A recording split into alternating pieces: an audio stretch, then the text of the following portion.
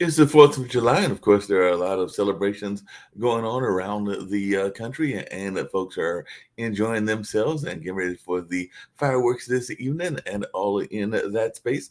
Unfortunately, there was also some sad news going on because, of course, on the holidays, there are oftentimes mass shootings and things of that nature. And that was definitely the case again today on the 4th of July, as there were several events, including some that were at music festivals. So there was a violent night in Fort Worth. Police say three dead and more than a dozen were injured after that shooting that took place after a Texas festival. And that is one of the things that we are seeing. And the police are also searching for a shooter concerned for possible retaliations after a Baltimore shooting. And the mayor there is decrying ghost guns and trafficking. So that is something that is going on in that particular part of the world. And then there was one in Philadelphia as well, as gunman opens fire at random on Philadelphia streets, killing five before he is arrested. And like I said, folks are sometimes using the guns as part of their celebrations, and sometimes they are just doing fireworks as part of the celebrations as well. So that is some of what is going on in the news in terms of the national news. I'm also seeing an article that talks about Janet Yellen's China trip and how that could impact U.S. relations and maybe even ease tensions, since that's apparently what she's trying to do, is go on this visit to ease tensions amid deep divisions. So that is something that we are seeing as well. And then, of course, there are DC area forecasts where they are saying it's going to be very warm for Independence Day with a stray storm being possible and all along those lines. And then in other news that is national, a baby girl among four found dead by Texas authorities in the Rio Grande River on the U.S. Mexican border in just 48 hours. And a Texas man who went missing as a teen in 2015 has been found alive, his family and police say. I think that's the second one that I remember where somebody had been missing for a significant amount of time and then was found and found to be safe and all in that space. So definitely it does look like that severe weather might be threatening folks' 4th of July plans if they were planning to get out of town for that holiday and all in that space. And definitely we're going to see what goes on that. There's another police shooting, and we'll see what happens in regards to people's conversations around that. And that actually took place here in North Carolina. So a trooper stopped to help a stranded driver, and in this case, it was actually the trooper that was the one that was injured and all because he got shot in the chest, according to what the North Carolina law enforcement is saying. North Carolina State trooper injured, and a suspect was killed in the shooting, is what the investigators say. So actually, I guess the suspect was also killed, and the trooper was only shot. But we're going to find out how severe that shooting was and all in that space. So definitely that'll be a story that folks will be tracking over the next several days. And a tunnel fire in Washington is burning homes and forcing evacuation. So there are those wildfires out there. And if you're wondering about the student loan plan, well, the congressional Republicans are offering their own student loan debt solution. So they are saying that student loan borrowers must resume payments starting October 1st. That is what the latest thing is. And the Biden administration released its latest student loan plan after the Supreme Court blocked the handouts. And definitely, it sounds like both sides of the aisle are trying to come up with ways to maybe help the students that are wanting that student loan relief and all in that space. And get to a couple of world issues and world stories, and then we'll bring in the panelists. I think we've got at least one or two, and then we'll see what other conversations go in that direction and where we take the conversation on this 4th of July.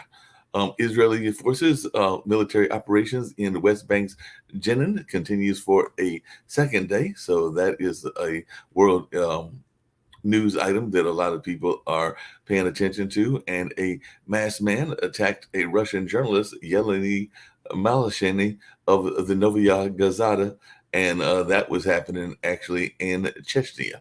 So that was a news story that was going on in that space. And Moscow has been targeted by drones as Medvedev is warning of Armageddon. So that is something that we are seeing. Major Moscow airport flights were disrupted by drone attacks, even though Russia is claiming that it foiled the drone attacks on Moscow as the Kyiv counteroffensive is continuing in that part of the world.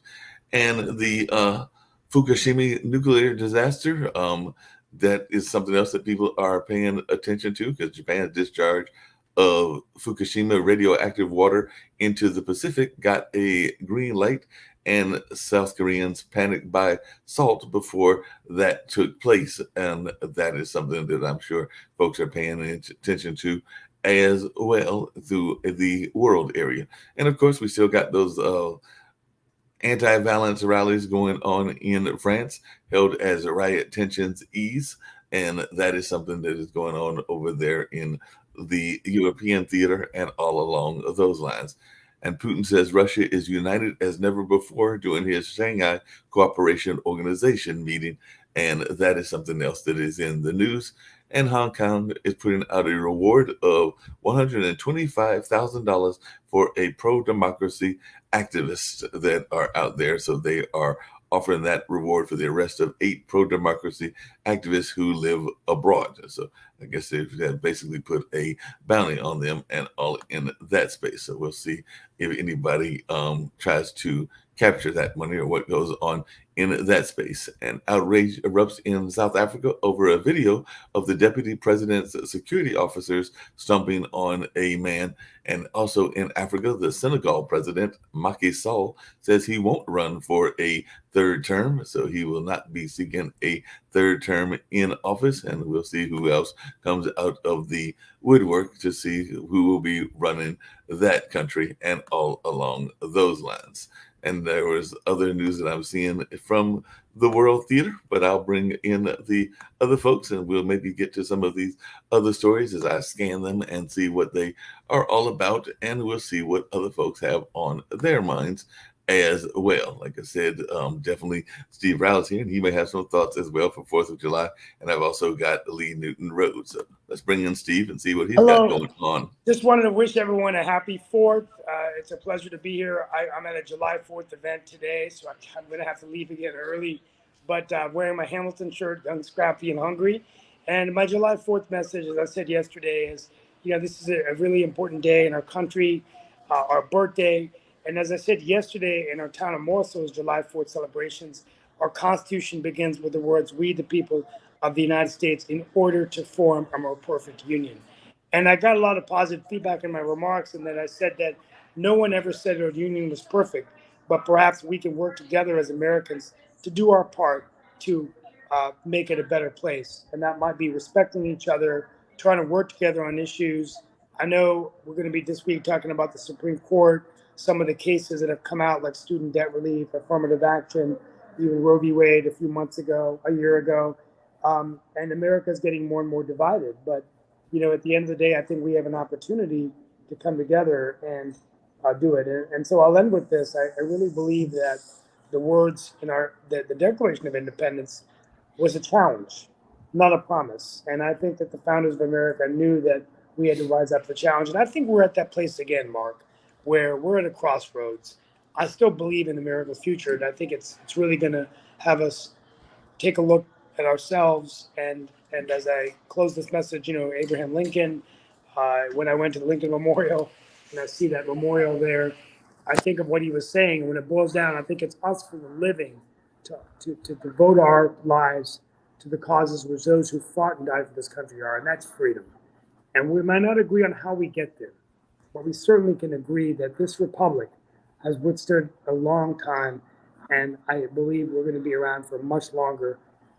And so that's my July 4th message. And I guess, yes, we could, I've got to leave because I'm actually low on battery on my phone, but I want to wish you a 4th. And when we come back tomorrow, we'll actually begin this new season. And I think we're going to talk about the Supreme Court, talk about debt relief, talk about the election. And also, I think we need to talk about Russia because, Prigozhin and everything going on Putin. Is Putin in trouble? Is this the first sign that he could be taken out of power? And if he is, who will be following in his footsteps? And Yeah. what's the United States foreign policy? And then finally, we'll talk about the India visit to Modi, which happened 10 days ago. And but anyway, thank you for letting me on for a few minutes. I want to wish you a happy 4th. Well, I appreciate it and everything. I know Lee will probably be teasing you because you were using the small computer on the phone and it came out as Steve Rapp. So folks are going to be wondering whether you're a rapper now instead of a politician and all along those lines. So definitely there might be a new career that has started. Steve the rapper. I would stay the whole hour, but I'm on 10% battery on my phone. I have to get a new phone charger. So, but I'll be back tomorrow. But I want to wish you all a happy July 4th. That's my message. And thank you for being on World Edition. I apologize. I've been not as frequent a visitor because of travel, but hopefully we'll resume a normal schedule and we'll be on every Friday at least to close out the week events. But I'll be back tomorrow morning. Mark, thank you so much. And have a wonderful Steve, have an amazing day. Have an amazing day. Have a good one. Yeah, Steve. Happy 4th. And I'm young, scrappy, and hungry like my country. In the words of Alexander Hamilton. I love it. Thank you. Sounds good. No problem. Steve has started a new career. He's a rapper now. He's a hip hop artist. Mark, you brought up a story at the beginning in your opening. I heard it, but I didn't get a chance to look into it about that teen that was missing for a number of years that's been located. Yeah. I don't get. Were there charges on that? Was he kidnapped? Was it a family? I'm going to go back in and look at. I mean, I'm very happy he's safe, but it seems question marks. Yeah, it does have some question marks. It'll be interesting to see, and I'm going to go in there and see if I can't find some more details so we can know more about what that was. But like I said, as I recalled and as I was reciting that story, it seems to me that I remember there was a similar story like a week or two ago where they had found a person that had been missing for a while. I think in that case, it might have been a woman and everything, but this was actually in Texas. And they said that the gentleman is Rudy Farias and has been found after 8 years of missing. So I'm going to actually pull up the article and see specifically where he had been missing, whether he had been kidnapped or what had gone on in that space and everything. But, yes, the fact that he's been missing for that long is definitely sad news, but there's good news that he was found. But I mean, I can only imagine, and I don't have any kids, but if I was to see my nephew disappear for 8 years, I know my brother would be devastated, but even I, as a family member, would be devastated to be trying to figure out where that person was and whether they were still with us or not. And then, the good news is that he was found. He is now 25, and so he disappeared, 8 years ago. I guess he was a teenager. So he was 17 and all in that space. And he will only say the now 25-year-old will only say a few words and now sometimes go into a fetal position. So that definitely makes you wonder whether he had been attacked or what was going on in that space. But yeah, the mystery surrounding his reappearance is making national headlines as questions remain about where he's been all these years, and he is recovering in the hospital. And his mother has been sharing pictures of him in the hospital as well. So definitely, like I said, he apparently. Sorry, Mark, you said he's in a fetal position. He's not well. So that may have led to him not coming out on his own. You're saying. So, like I said, it just said that he was laying in a fetal position. His mom's been sharing pictures of him. Apparently, he was out walking his dog. And the mother added he was found with cuts and bruises all over his body and blood in his hair. And she believes he was badly abused and beaten. So people close to the investigation are saying there are some inconsistencies in the mother's story since her son's disappearance in 2015. But apparently he was walking his two dogs near a park area, and then his family reported him missing after his dogs were recovered. But Farias was never found. So they found the dogs, but they never found him. And he, back in 2015, had been diagnosed with depression and post-traumatic stress disorder and anxiety. And his mother said he had been battling depression and anxiety since his half-brother was killed in a motorcycle accident back in 2011. So this story, as I'm reading it, seems like it could be bringing up a lot of questions about the state of our mental health in terms of care and things along those lines. So like I said, that is where mental health, that's definitely an issue that we should be talking about. But separate from that, you remind me of two other subjects. One is, followerlessness, and also, but more important, child trafficking. Yeah. How many children just go missing in the United States alone every year, and they just don't find them. I'm not talking about killed. I'm talking about missing. They go missing, and child trafficking, from my understanding, is a very serious Lucrative. issue. I mean, it's something that I know that they've even done studies of here in the Carolinas and everything. But yes, there's a lot of times where people are trafficked, and they're trafficked for a variety of reasons, some that are work related, some that are sex related, and a number of other reasons as well. But it is a issue. I mean, that's why there are some human trafficking watchdog organizations. That isn't just a national issue. I would argue it is a global issue, because there are a number 100%. of global communities that are dealing with this on a regular basis. So yeah, you would think everybody would just want to be on board with this. I don't understand any opposition. Why is it not more front line in terms of coverage? Are there cultural reasons that some people say they don't have a problem with this that we just don't understand? I mean, I don't know about cultural reasons. I do know that there are, what do they call them? I think in the Latin community, they're called cowboys and stuff like that. People that are recruiting folks, and there might be some cultural reasons that are there and everything. Mark, maybe you can answer this. Two things. How could someone in their conscience recruit children for this? That's one. And the other one is, how can someone abuse children when presented to? You want to go to prostitute? We can argue yes and no, moral, what have you. But children, to prostitute children, I just don't. I have no space for that. Yeah, I don't have any space for it either. And I don't get how people can have the mindset to do that, or to abuse people in general. But I also don't have the mindset, and I'm not comparing kids to animals, but I also don't have the mindset for those that want to abuse folks in that regards as well. But yeah, we definitely got to do a better job. But the other thing that happens, and it's a scary thing, Lee, and I don't know how we can address it, or if it is even possible to be addressed, but unfortunately, sometimes when the warning signs are out there, I mean, like I said, I don't know the nature, and the other thing that I brought up with those 3 or 4 mass shootings, but every time there is a mass shooting, oftentimes people after the incident will mention the fact that they had gone to law enforcement or gone to forces of authority and express their concerns, whatever that concern was, whether that was some signs that they gave, whether that was some things that they saw, like the stocking of guns. No, I said we had that in the Parkland shooting and the school shooting in Florida with the school shooter. There were so many red flags there, and it was presented to the police, the therapists, whatever, the school, and everybody just either didn't want to believe it or didn't want to be the one who condemned the person ahead of time. Or I just don't get it. There's been books written even by the FBI when they're interviewing people. They don't want to believe that the person they're talking to, the spy, is lying to them.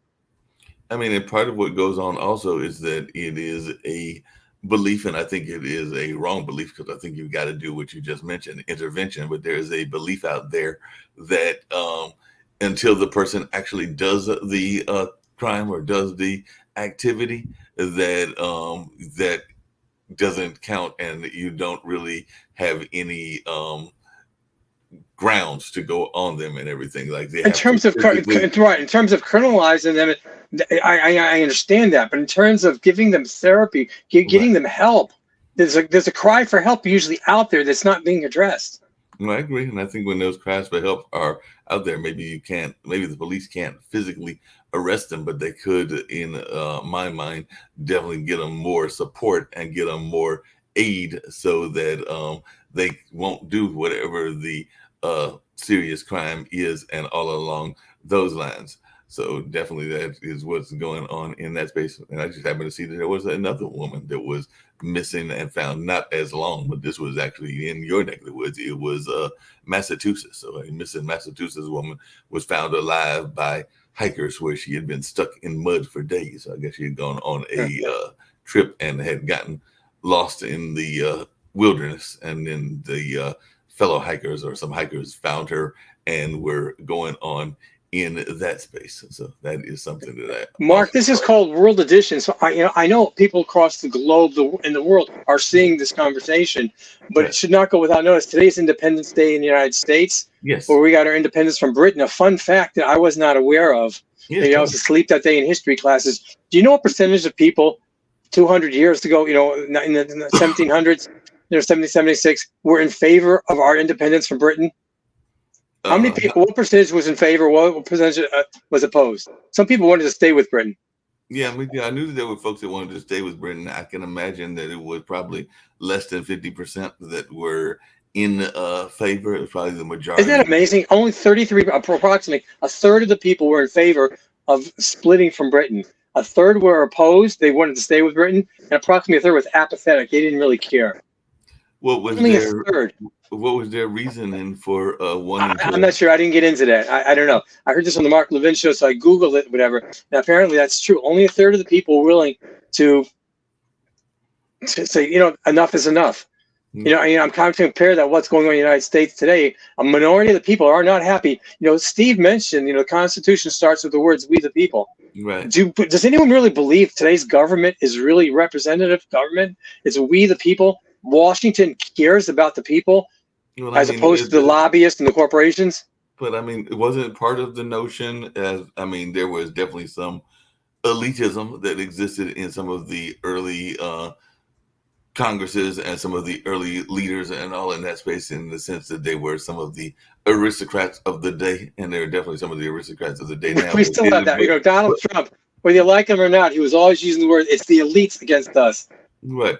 But and the other thing that I was going to say is that my understanding, and I maybe slept a couple of days in history class as well, was that there was supposed to be, and I think there was a time maybe in the early days of the Congress that this was true, that the folks that were there in Congress were supposed to be not just a diversity of views, but a diversity of people. Now in the early ones, there were some groups that were left out, women were left out, minorities were left out, but definitely in terms of the types of work that was supposed to be in there, I think it was supposed to be a wide swath of people, everybody from farmers to factory workers to. We don't have that anymore, do we? Now it's basically just a bunch of lawyers, right, for the most part. For the most part, it's a bunch of folks that are in the very, like I said, elitist type jobs, and definitely that is something that I think is not right and could be corrected in the way that the government is run. So I would agree with you on that, Lee, that we've got to make sure that there are a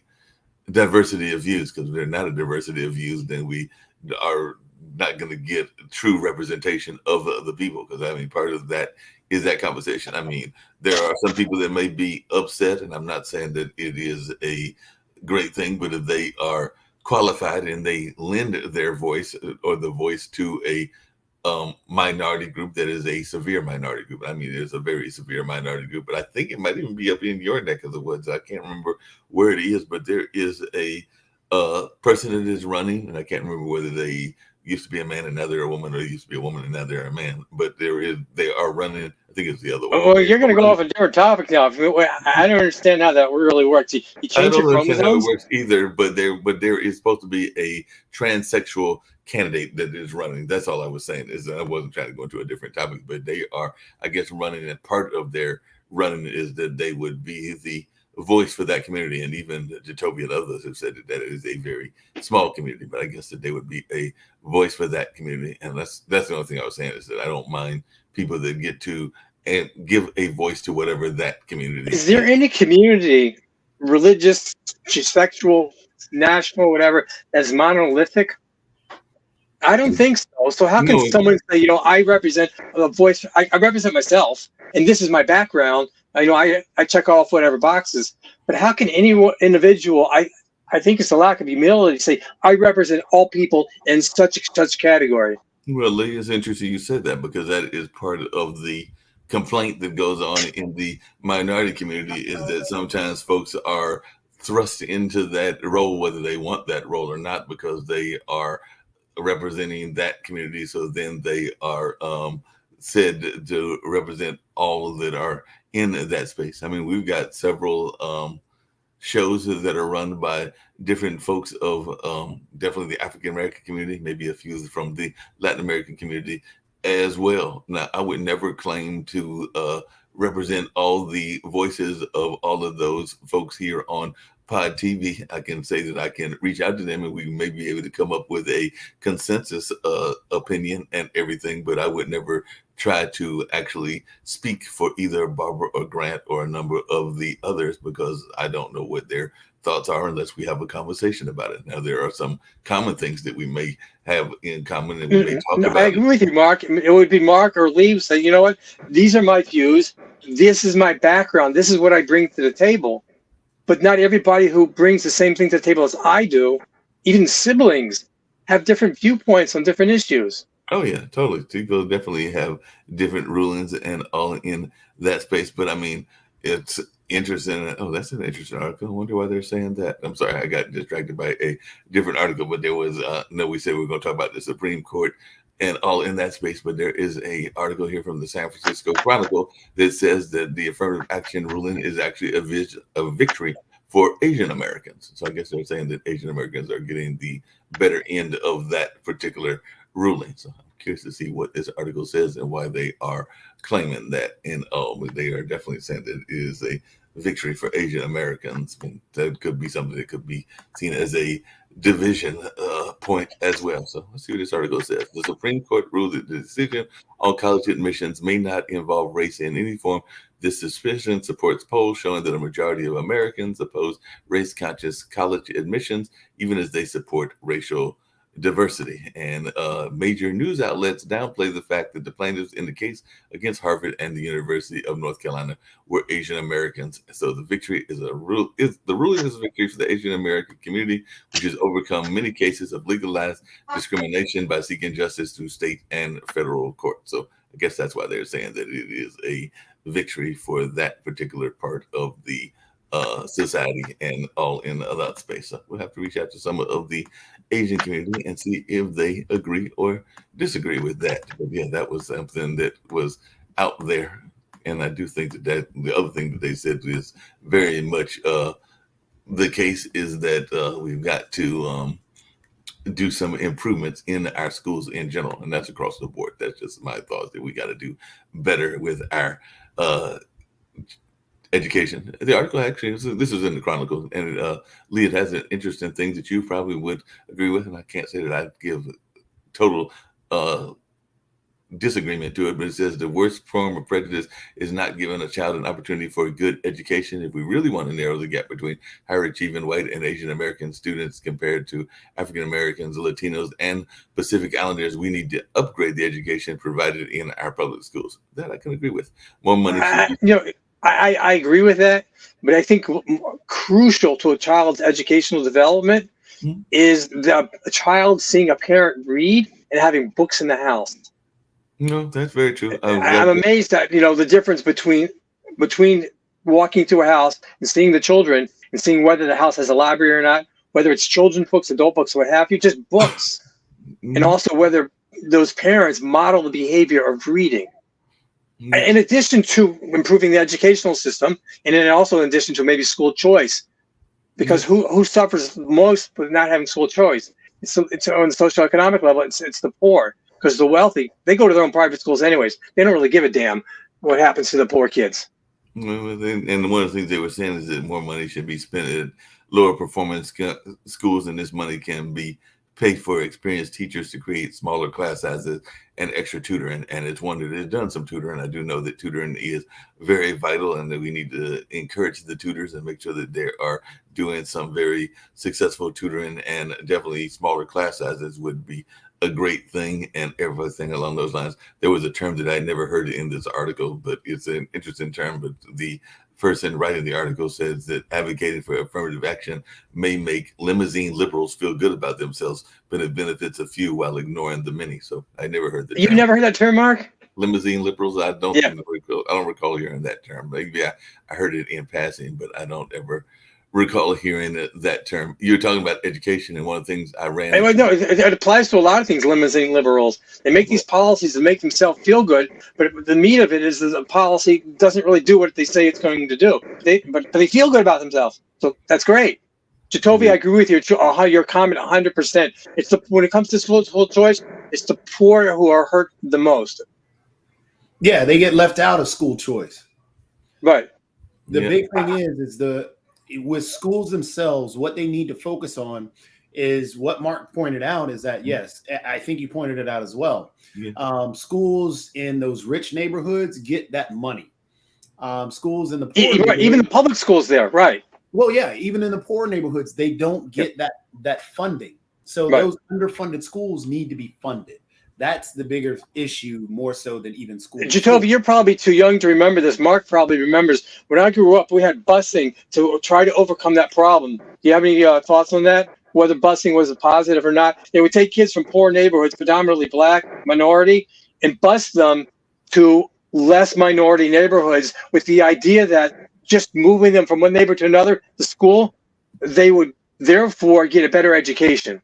Well, that's not really helping where they live or what they're growing up in. 100%. And that was part of the problem. And so, it gets back again to the issue. You're not really funding the schools that the kids are close by. They were not at all, right. And so those underfunded schools, and then they're taking away the school. They're wanting to fight to take away school lunches. Well, okay, now you're telling me that a kid who's in an impoverished neighborhood goes into an underperforming school because they don't have funding, now will not be able to provide food for the kid who's also starving at home, who relies on the school to actually feed them. So now you're saying that a school, you're upset that a kid is not performing well. Well, the kid is starving to death. There's a strong connection there. It's a very strong connection. Yeah. You can't learn when you're starving. You just can't. So it's just one of those things. Yeah. Education wise, we're failing our kids because not only are we attacking teachers on a regular basis, which makes no sense, saying that teachers are horrible, teachers are this, teachers are that. Well, some are. Well, not many. It's like we have this concept in our mind that there are particular professions that are above reproach. So, for example, when we point out that there are bad police officers there, we're not saying that all are. We're saying, but there are definitely bad police officers, right? There are very few, but people take it to account. Like, oh, you're saying all bad. But then when we talk about teachers, there are very few that are bad. But for the majority, they're good. They're great individuals. They help kids and they do so many things. And I wish that we had that same mindset, that we revere police officers or revere teachers the same way we revere firemen, police officers, all these other civil servants, that we want to back the blue. We don't back our teachers, which we need to be protecting and backing our teachers and giving them what they need. We've taken away so much from them by, again, underfunding. They have to pay for their own supplies now. They're actually having to have, they'll send home sheets of paper with, these are the supplies that we need for the school. Well, those things used to be provided for the teachers and they didn't have to worry about those things. But now we're at a point where, okay, well, the teacher needs to do this and the teacher's horrible because they don't do that. Well, that teacher said my kid was bad and that teacher's horrible. So now I'm going to go. Now we need to ban books. We don't trust teachers to teach kids what they need to learn and going to. So we need to, this mindset of attacking teachers has got to go away. We need to pay our teachers more. We need to understand that the school system, the more we invest in education, the better it has the best output out of anything that we invest in. If we invest in early childhood education, and this is why, again, these are policies, and these are policies that I disagree with, and why I could not go for a platform that's coming out of the Republican Party or even No Labels, that No Labels party that's getting started. Because they are talking about cutting these early childhood education classes, cutting early, things to help. I'm sorry, Toby, when you say early childhood, what age group are you talking about? From pre-K, early childhood. That is when everything is developed. So I understand that, but the science is not settled on what age is best for a child to leave a parent and start being socialized in a group. The science is settled on education. I understand that, but when and how much we could disagree on. When and how much? In other words, a 6-month-old should not be institutionalized in the educational system. An 8-year-old should. We can discuss what point in time is ideal to take the child away from the parent. Yes, what we're talking about is pre-K, which deals with kids that are maybe about the ages of 3 to 5 years old. before they reach kindergarten. So we're not talking about a 6-month-old being in a institution learning.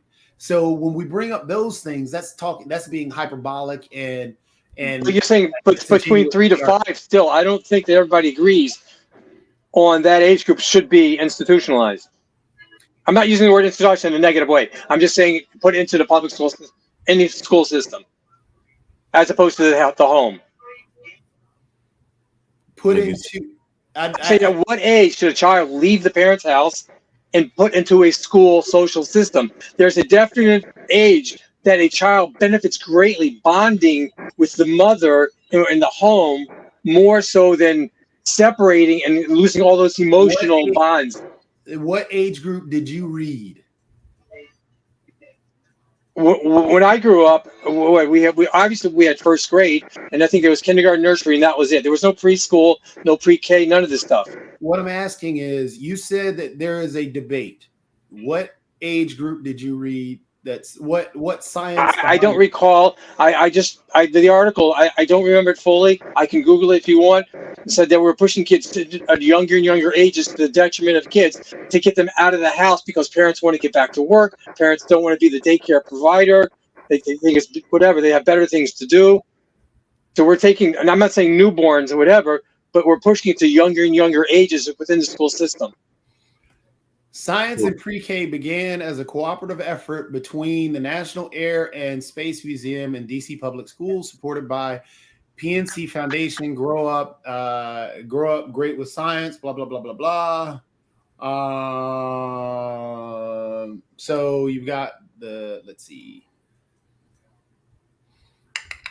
Because when did kindergarten come about? Wasn't that like in the 70s or something like that? And that would have been like around. I did not have any kids of my own, but I think that's around. Social science literature clearly shows that children who attend pre-K perform better academically later in grades, enjoy better health later in life, earn higher incomes, are less likely to get arrested, and are more likely to graduate from high school. What age are you talking about? Pre-K. I know that's not an age. Pre-K is not an age.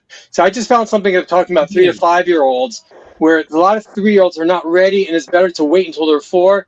And this is just a quick Google over there. What? And some are saying he is 5 or 6 even. It's a better age. Where? What was the source? Imagine it's America, because it's talking about in most states. Where? The National Center for Educational Statistics.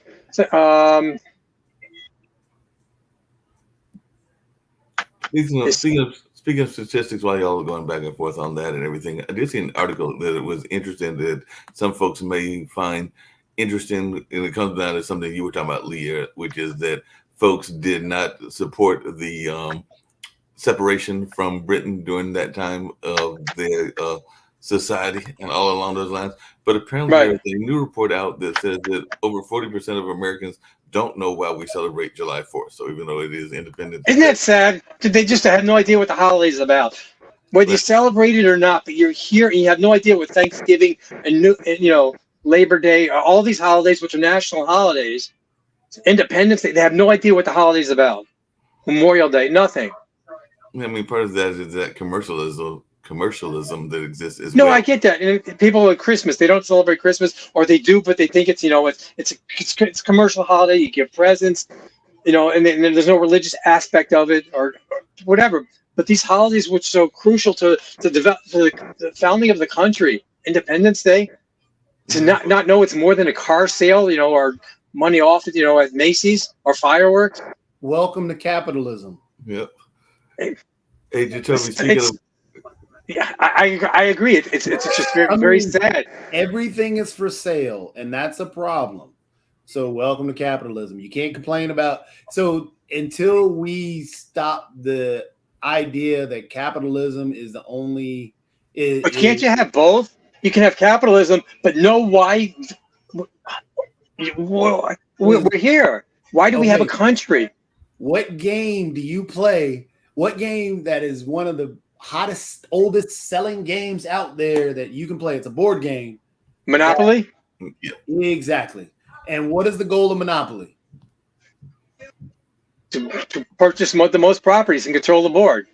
Okay, so you purchase everything, control the board. There's one winner who owns all the money.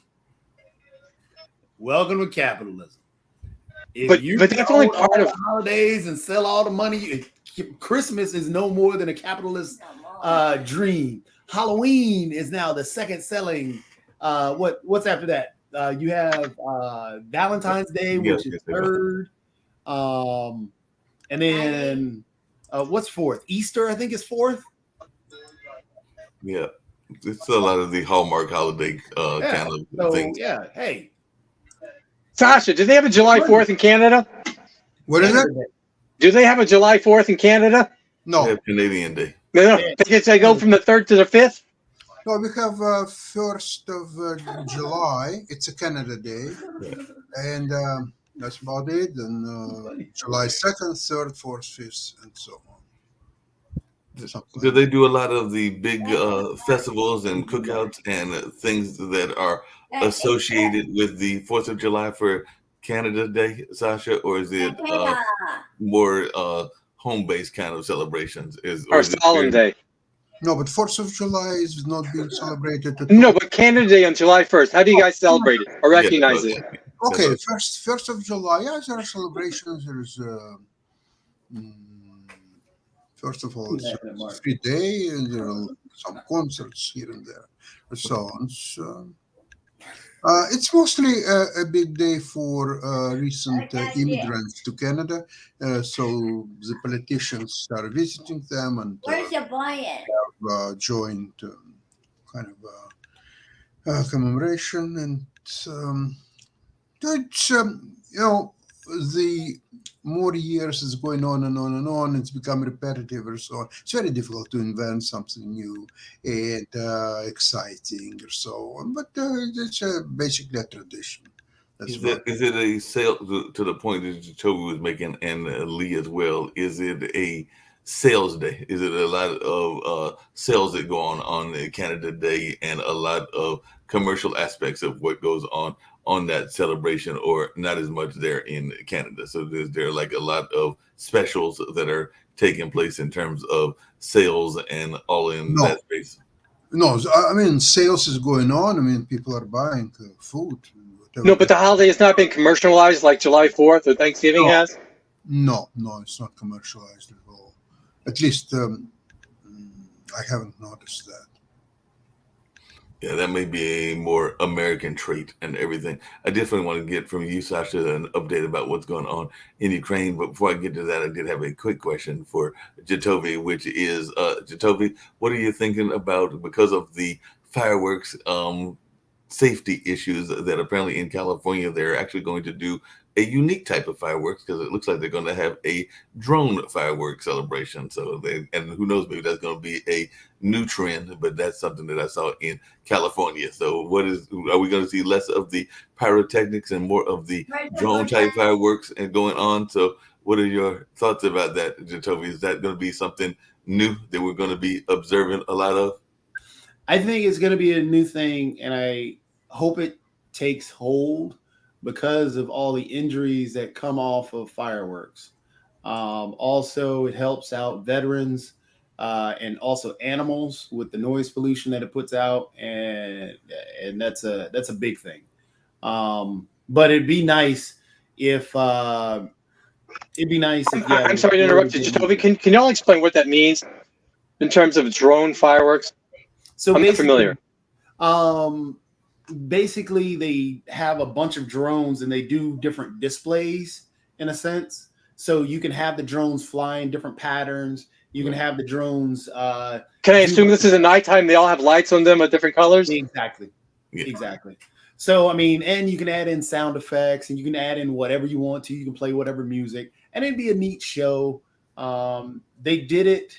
Actually, Lady Gaga, when she did her Super Bowl celebration, she was one who really brought that to the forefront, because she did a drone show in the middle of her celebration.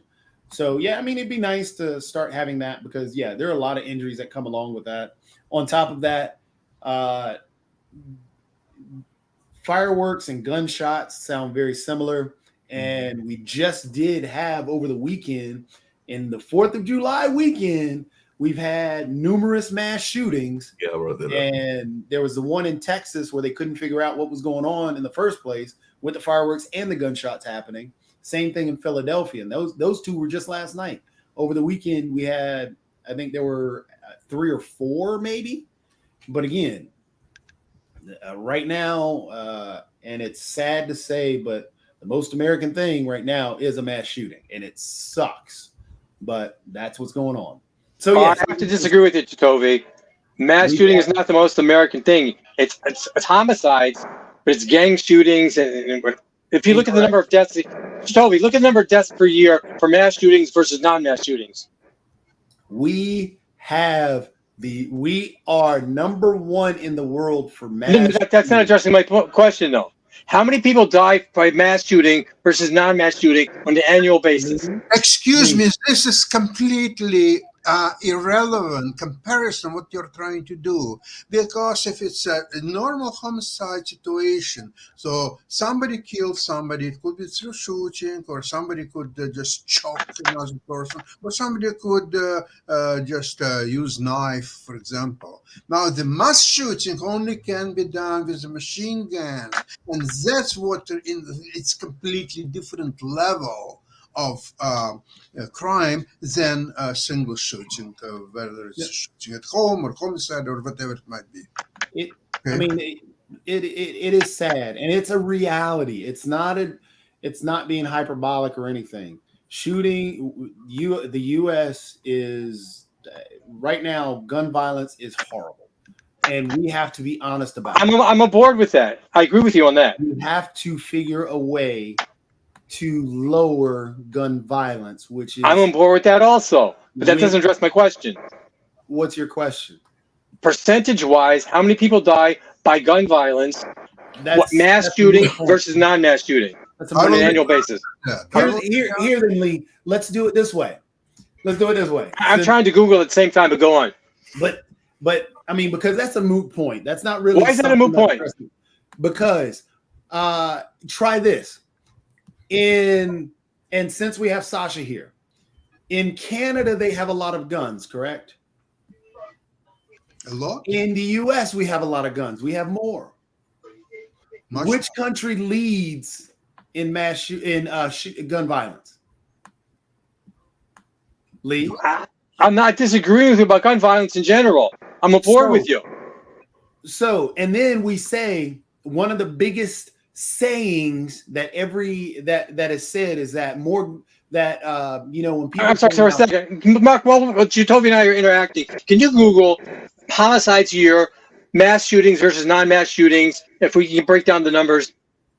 Let's say gun violence, not just mass shootings, because now you're trying to pigeonhole it to one thing where we've had a mass shooting every year. Anyone who's died by a gun, right? So I mean, roughly about 40,000 people die every year by. I know, but right, when we're talking about mass shootings and homicides, let's take out suicides and whatever. Okay. Suicide's still gun violence. No, I'm not disagreeing on that, but I'm saying there's a big difference when you're saying how you're breaking. You just said take out suicides, but you agree that suicides is gun violence, but you want to take out gun violence. Because suicides, the general public, Jacoby, if you ask somebody, are they concerned about suicides? Yes, it's a problem. Mental health is a problem. Suicides are a problem. But, and this is a big but, and you might not appreciate it, but a lot of Americans, when they want to be safe, they're concerned about homicides, not suicides. Because suicides, that's on me. Homicides, that's I can't control. But again, gun violence is still gun violence, correct? And knife violence is knife violence, and paddle violence is paddle violence. You got to get hit by a bat? Now, with those analogies, how about this then? If you're trying to make a knife as the same as deadly as a gun, how about we get rid of all guns and just have everybody with knives? First of all, you can't get rid of all guns. You just made an analogy that you said. What's that? Same with bat violence, and it's the same when you make these extra analogies and these extra connections.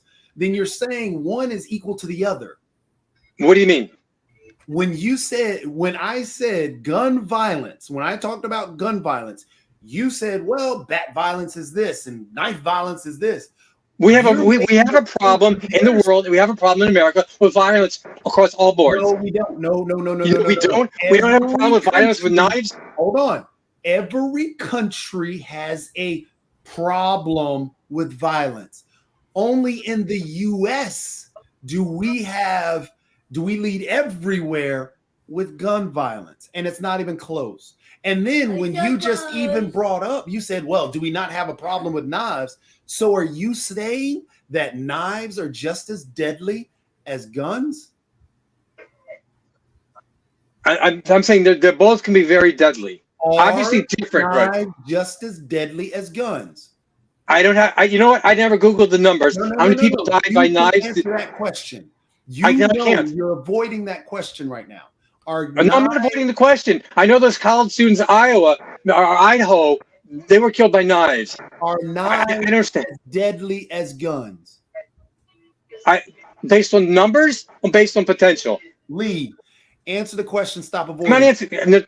Based on the numbers? Hear this. Now, when people make the saying, you brought a knife to a gunfight, are they saying knives are just as deadly as guns? No, what they're saying is the guns, even the battlefield. Hold on a second. I got a couple of.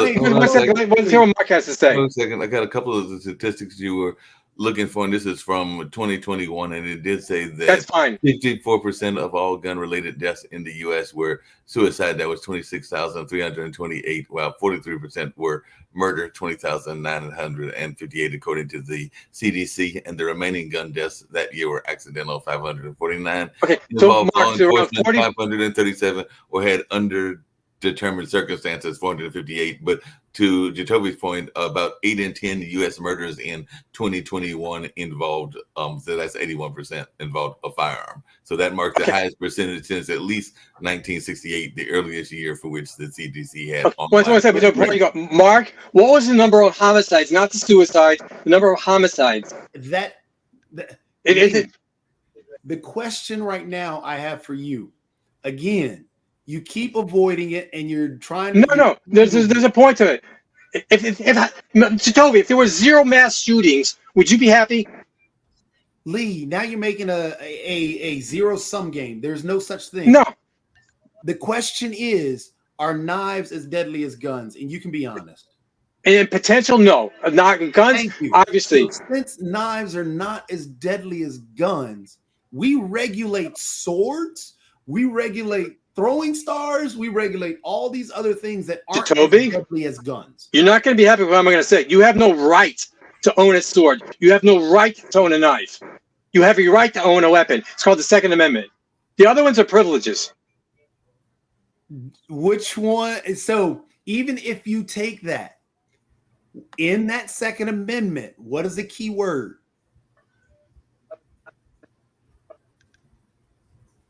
Well, it's 2 words, but what are 2 words? One is in French and one is what? Well, I don't have it memorized, but let's do the second. Let's just read it. Regulated. Well regulated. Well regulated. Wait a minute. So you're saying how do you define well regulated? You're going to tell me the police or the government? The police and government. The Second Amendment has nothing to do with the government. It's the citizens. We have a system currently. For example, in Florida, they signed a bill where you don't even have constitutional carry. You do not have to have training to be a concealed carry. You might be an idiot, but you don't have to have training. Is that well regulated? How do you define well regulated? Lee, is that well regulated? You don't have to be disingenuous here. It is being honest. Okay. So basically, anybody can walk out of their house. They don't have to be trained on a firearm. They can just pick it up, put it in their pocket. That is the Florida gun law right now. Not just Florida. I think around 30 states. Exactly. Is that well regulated? You can say no because it is not well regulated. To say that a person can pick up a gun, throw it in their pocket, not being trained, just buying it on the corner because you can go through those gun show loopholes You can do all this other stuff and purchase a weapon designed to kill other individuals, place it in your pocket without being checked, and just walk around. That is not well regulated. Okay, I will admit I'm not an attorney. I didn't know why that language is in there. I don't know why it's relevant because of the rest of the sentence. That's not even being an attorney. That's just being honest. It is not well regulated to allow anybody to just grab a gun, put it in their pocket. Jacoby, okay, fine. To do that. Let me concede that you're right. How do you define well regulated? How does Jacoby define it? How do I define well regulated? Yeah. Honestly, you can even from. I'm just asking. How does Jacoby define well regulated? Universal background checks is one that we definitely need. So why didn't the founders put that in the Second Amendment? Universal background checks. When did the ideas even start? Put AR style weapons in the Second Amendment. They didn't put types of weapons in there. The founders didn't even put an actual handgun, a 9mm, in the Second Amendment. So arguing that, well, the founders didn't put it in is a very poor argument. You're doing two different things. One is you're talking about a type of weapon that they didn't put in because these things weren't in existence yet. And then you're saying background checks and other things. Would you think the founders would have been in favor of background checks back in the 1700s? Yes. Are you serious? Are you thinking that the founders would have been in favor of a machine gun? Do you think the founders would have been in favor of people needing permits for weapons? Ridiculous argument here, because right now the only thing that you're saying is that you're trying to define and base everything on the original law of the Second Amendment. Well, they only had a musket, so you cannot argue anything else. When did with muskets? Let's go with muskets back then. Did people need permits to have a musket back in the 1700s? It was a well-regulated militia. And you're telling me every citizen back in the 1700s, Jacoby, every citizen, every John Doe, every Jacoby and Lee and Mark and Sasha could have owned a musket. Identification, Lee. Did they have identification back then? Did they have cards they passed out to people? No, you're telling me well-regulated. Jacoby, your definition well-regulated. Even if we go with that, any John Doe could have owned a musket. You asked me well-regulated. Yes. I'm giving you a definition of well-regulated. I'm going with your definition. And I'm telling you, with your definition, doesn't apply. Doesn't make sense. Because any John Doe could have had it. 13-year-olds, 14, whatever. Everybody had guns, muskets back then. Listen what you're saying. Jacoby and Lee, hold on a second. We got to get ready to wrap up and we can continue this debate later. We're just getting started, Mark. I was trying to remember whether there was a Gatling gun back in the early days and everything, because I don't remember when the Gatling gun was created and developed, because that was, I think, the first machine gun, first automatic machine gun, correct. And I don't remember when the Gatling came about, but that was very similar to a machine gun. And anyone could have owned machine guns back then, and they did. This wasn't until the 1900s where they started taxing them and restricting them, the automatic weapons. Why did they restrict them? There was a big fight on that because of the lethality of them. No, but why did they restrict them? You tell me. No, you tell me. I mean, I tried to get it was the Al Capone area. I remember the exact reasoning. But why? I don't know the exact reasoning. But they did grandfather in people who had them. Is it they didn't just take them away? Deadly? Hey, hold on a second. All guns are deadly. Jacoby and Lee will have to continue the debate on tomorrow, and we can also bring up another interesting conversation, which I saw recently, but we'll bring that up tomorrow as well, because apparently the GOP is being praised for having the most diverse field ever, but they are saying that there aren't enough women running in the GOP. So maybe we'll have What's a woman, Mark? Huh? What's a woman? Why does anyone care what the gender is of the candidate? It's because of the Christian right and this whole bigoted idea. And my point, Jacoby, if anyone could be a woman, why do we care? No, well, it's time for us to get on out of here so we can do Sasha's show around Ukraine and everything, and we can continue this debate on to tomorrow and all along those lines. This has been a very viral and very wonderful debate. So we'll see what. Well, wait. So before we go, Jacoby, what's your son's name? I'm assuming that's your son. If I'm not, I'm sorry. That's Bennett. Bennett, good morning. How are you doing? Welcome to the show. Who's that? You say Mark? Yes, I marked that's late. But right now, let's get on out of here. And Y'all take care. Have a good day. God bless. Take it easy. Be well. Bye, Bennett.